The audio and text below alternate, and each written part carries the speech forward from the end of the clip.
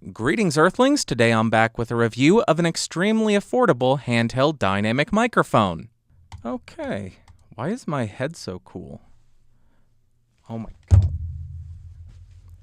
You saw nothing. You saw nothing. The microphone we're looking at today is the Behringer SM58 or SM85 or whatever Behringer is naming it so they don't get sued by Shure. If you are interested in this microphone, it will cost you around $20. Like I said, very affordable. Like always, I'll throw some links down below. For this review, I have the microphone connected directly to the Focusrite 18i20 2nd Gen. My gain is set just at around 415 on the gain dial. I will not do any kind of post-processing, but I may have to boost it in post, so check the doobly-doo to see what I diddly did. And now let's talk about what comes in the box. First off, everything comes in a nice plastic storage case. You will of course get the microphone, a microphone mount, a 5/8 to 3/8 inch microphone stand adapter, and some documentation. Then as far as the build quality, the microphone actually feels really well put together, especially considering the price tag. It has an all-metal body as well as a metal mesh grill. There is absolutely no give to it. The microphone weighs in at around 320 grams. On the side, you will find an on-off switch. As you move around the microphone, there are no other switches or features. Here is what the capsule looks like if you are at all interested in that. And this microphone is made in China. Then as far as the specs, this microphone has a cardioid polar pattern, a frequency response of 50 Hz to 16 kHz, a sensitivity of around -54 dB, an impedance of 300 ohms, and a max SPL of 150 dB. Now I am spinning around the SL85S to 90 degrees so you can hear the off-axis rejection and coloration. We'll continue around the microphone to 180 degrees, show you how much it rejects from the rear. We'll continue around the microphone to the second 90-degree angle, and then we will rotate and end at the front of the microphone. Because this is a handheld microphone, I will pass it back and forth between my hands to see how well it does at rejecting that kind of noise. Now let's go ahead and test the plosive rejection of this thing. Please bring pizza pronto. Please bring pizza pronto. Please bring pizza pronto. Has a ring to it when it gets a real good plosive. Strange. Now I am right on top of the microphone to demonstrate the proximity effect on this thing. About 3 inches off of the microphone with it pointed at the corner of my mouth, and here is how the microphone sounds. About 1 foot away from the microphone, 2 feet away from the microphone, and about 4 feet away from the microphone.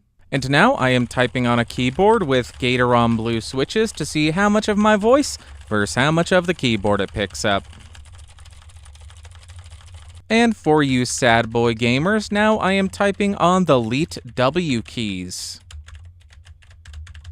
Here is how the microphone sounds in a well-treated room. And here is how the microphone sounds in a completely untreated room. Now I am tapping on the desk to see how much of that it rejects in the provided microphone mount. And I will go ahead and tap the boom arm. Holy smokes. No bueno. Now I'm going to go ahead and tap the microphone's body to see if there are any kind of resonant frequencies.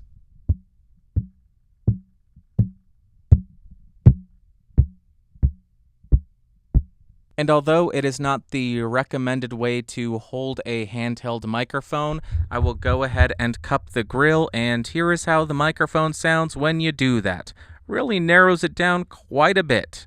Now I'll go ahead and flip on and off the microphone so you can hear what kind of noise that on-off switch generates.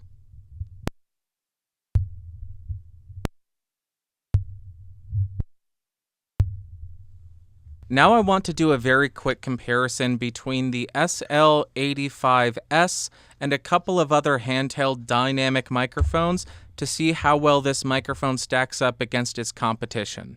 First, we'll start on the Behringer SL85S, and I am about 6 inches off of this microphone. My gain is set at around 415. Check the lower third to see how much I boosted it in post, and here's how the audio sounds. Now I am on the Pyle PD Mic 58, which is another Shure SM58 ripoff. This goes for about $14. I am about 6 inches off of it. Gain is the exact same at 415-ish. Check the lower third. And here's how it sounds compared to the SL85S. We are back on the Behringer SL85S, same gain setting, same distance, and here is how the microphone sounds before we jump to another one so you can hear that. Because we have to, now I am on the Behringer XM8500, which is a $19 to $20 XLR dynamic microphone. It is one of my favorite affordable options. I am 6 inches away, gain at 415, and here is how the audio sounds compared to the SL85S. Again, we are back on the Behringer SL85S. Here is how the microphone sounds, 6 inches away, gain at 415, check the lower third. Let's jump to another one. Next up, we are on the Berhinger BA85A. I am about 6 inches off of this thing. This is a $24 microphone. It is another ripoff, I believe, of the BA85A. And here is how the microphone sounds compared to the SL85S. Confusing numbering scheme, I know. Hey, please listen to me. Let this microphone become acclimated to your ears, or vice versa. Your ears acclimated to this microphone before we jump to another one. Next up, I am on the Shure SM58, which is a $40 dynamic microphone. I am 6 inches off, gain at 415, and here is how the audio compares to the Behringer one that we're comparing it against. I truly hope and I believe that this is the last microphone we're going to be comparing it to, but we are back on the SL85S. Here's how the microphone sounds. Let us jump to one last mic and compare it to that. And lastly, we are on the Shure SM58, which is the microphone that the SL85S appears to be copying. I am 6 inches off, gain at 415. This is a $100 microphone, and here is how it sounds compared to its clone from Behringer for a fraction of the cost. But let me know in the comments down below, which of the microphones did you like the best? The Shure, the Behringer, the Behringer, the Behringer, or the Pyle? Confused yet? Me too.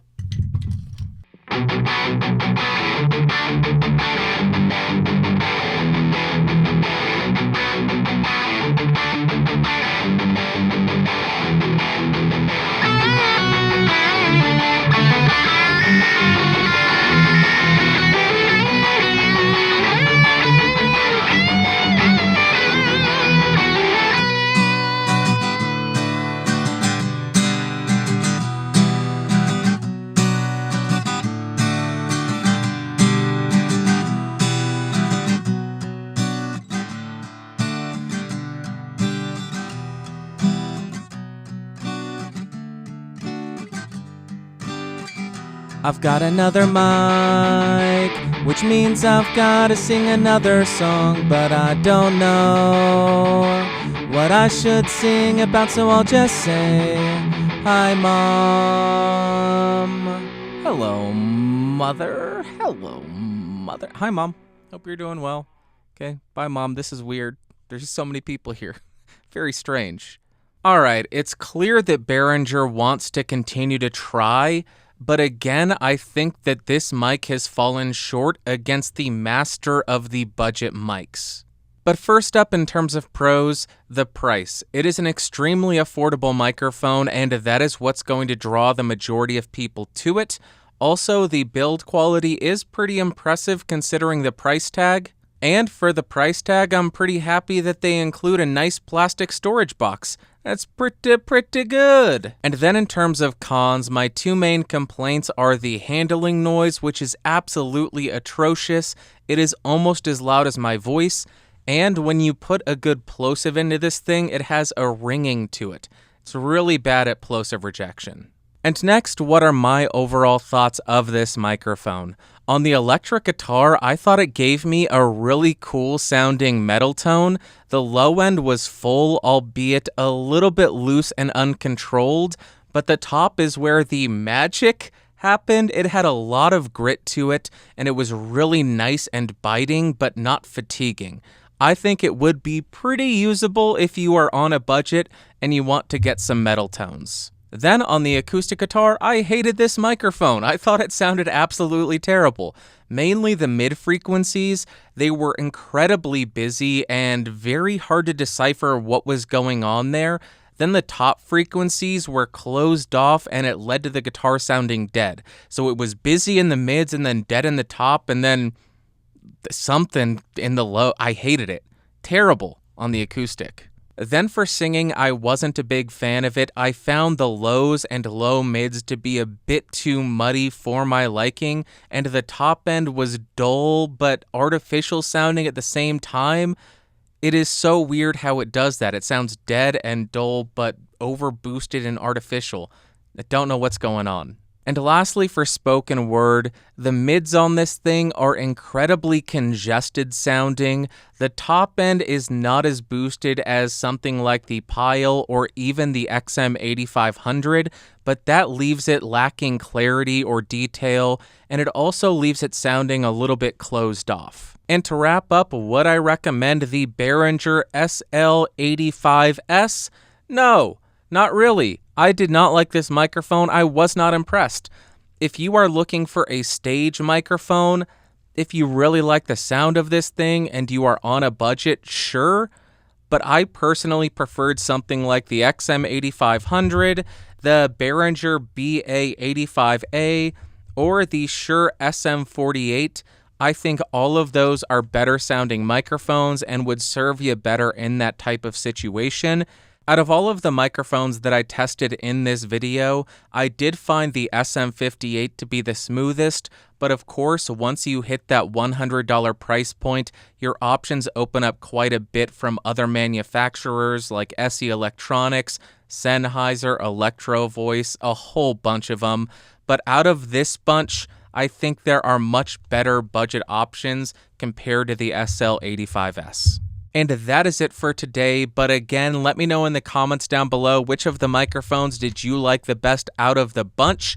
If you found this video fun, interesting, or helpful, go ahead and give me a thumbs up. If you hated it, give me a big old thumbs down. Want more videos? Subscribe. Logo down beneath me. Want to hang out in the Discord server? Podcastage.com/Discord.